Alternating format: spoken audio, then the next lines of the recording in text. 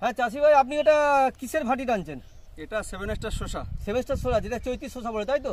আচ্ছা, এটা আপনি কি মাপের করছেন একটু বলবেন? এটা আমি পিলির মাথাটা রাখছি 2.5 হাত। 2.5 হাত মানে হচ্ছে আপনার 4 ফুট। হ্যাঁ। আচ্ছা, আর নাড়া টানছেন কত?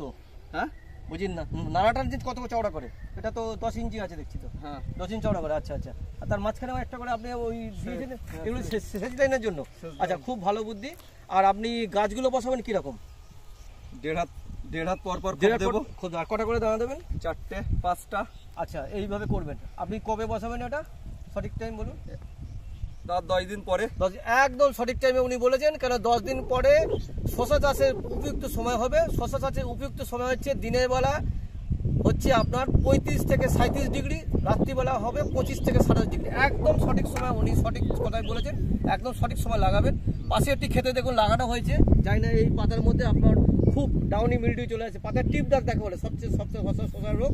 উনি যদি জানি না এই গাছ কী করে বাঁচাবে, উনি যদি বাঁচাতে পারে তাহলে গাছটি খুব ভালো হবে, নাহলে গাছটি অচিরেই নষ্ট হয়ে যাবে। ওনার গাছটি কিন্তু ঠিক থাকবে।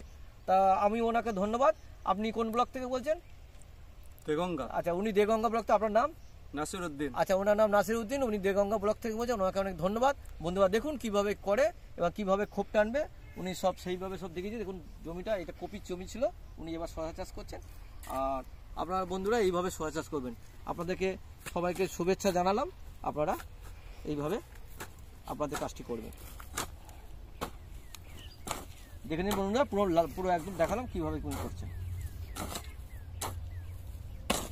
ভিডিওটি ভালো লাগলে অবশ্যই লাইক, শেয়ার এবং সাবস্ক্রাইব করতে ভুলবেন না। ধন্যবাদ বন্ধুদের সকলকে।